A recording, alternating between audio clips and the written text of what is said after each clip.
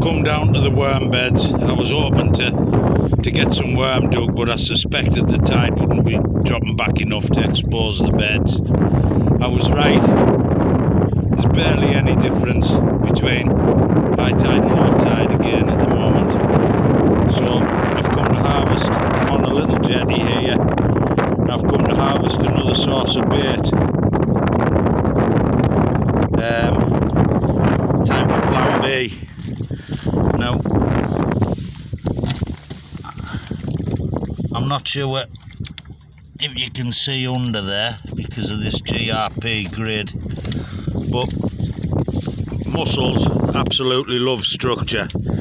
So such as this little jetty here, you'll usually find a boatload of mussels underneath. So what my plan B is, I'm going to harvest a load of fresh mussels.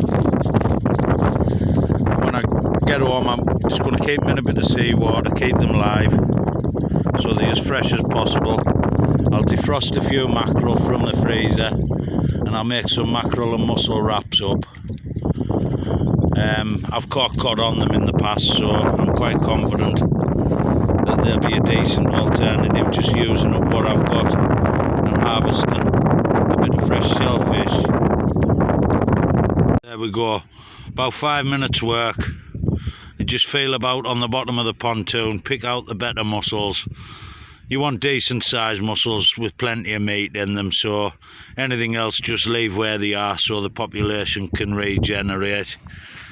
The beauty of coming down here is this pontoon actually floats, so I can collect bait at any state of the tide. With collecting your own bait, any bait, whether it's worms, mussels, peeler crab, whatever, you're best off having a few different areas that you collect from, so you're not just expending all of the bait from one area. You want it to repopulate. So you're best off spreading your efforts about when it comes to collecting bait.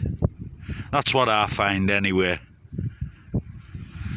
I'll get these home now, take some mackerel out the freezer, and let's have some wraps made up for the weekend.